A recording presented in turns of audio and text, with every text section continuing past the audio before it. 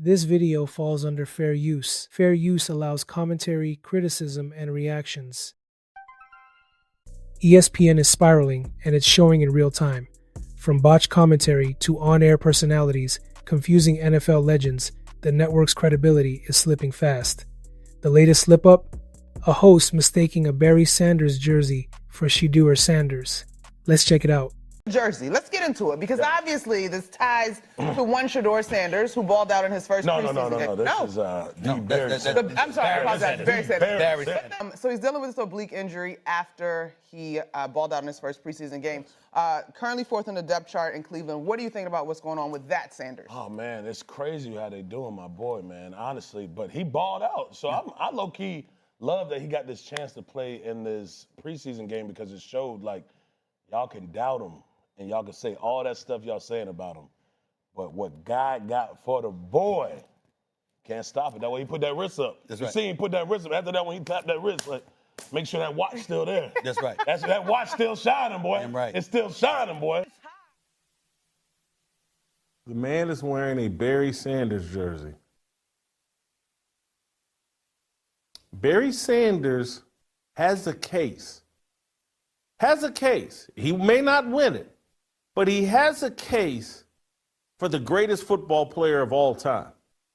He has a case for that. He's got a strong case, although I give it to Jim Brown, for the greatest running back of all time. And we've so over-indexed on race bait and Deion Sanders and Shedeur Sanders that Monica McNutt sees the name Sanders on a football jersey, and even though it's wearing number 20, her factory settings go, well, Shedeur Sanders, and let's talk about Shedeur Sanders, and let's talk about what's going on with Shedeur Sanders, who's played one exhibition game, then hurt his oblique. We've gone completely nuts. The ESPN and what they've done to sports media, it's embarrassing. Okay, so that was Monica, and she thought the comedian DRUSKI was wearing a Shedeur Sanders jersey when it was in fact a Barry Sanders jersey. You best believe that Jason Whitlock called this out, and honestly, he was spot on. He reacted to the Barry Sanders mix-up and flat out called ESPN out for turning into a joke.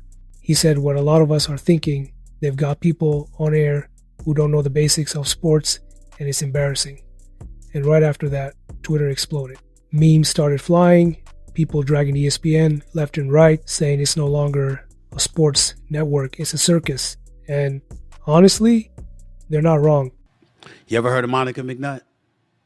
You have now, because she's on First Take a lot. Shanae Ogumake, absolutely wonderful, spectacular basketball analyst, etc., WNBA player in her own right. Ask her how it's been to be on First Take. How about Andrea Carter, who's a rising star in this business? How much do you think First Take helped that? What about Kimberly Martin? What about Molly Kiram herself? Now, I have sat back for years and taken a lot of shit from people. Some who don't know what the hell they're talking about. Some who act like they don't know just because they want to get at me. I could care less about people getting at me. I just want you to be accurate.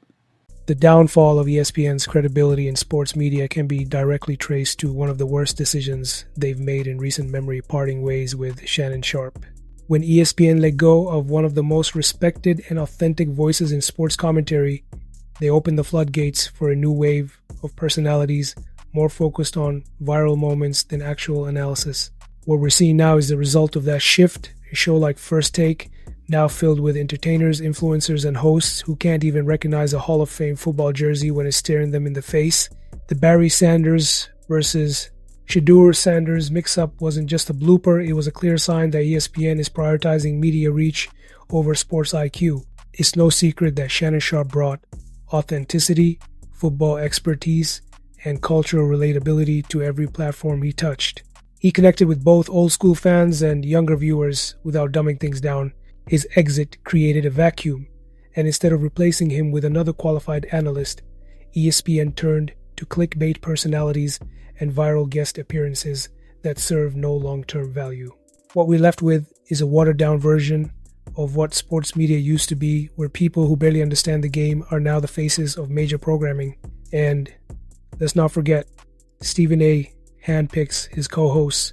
So when Monica McNutt, who clearly confused 2 generations of football, is on the show, the responsibility isn't just on her, but on the leadership making these casting choices. ESPN has lost its core. It no longer cares about getting it right. It only cares about getting attention. But when you start to value personality over knowledge, eventually the audience catches on. And the backlash we're seeing now, that's just the beginning.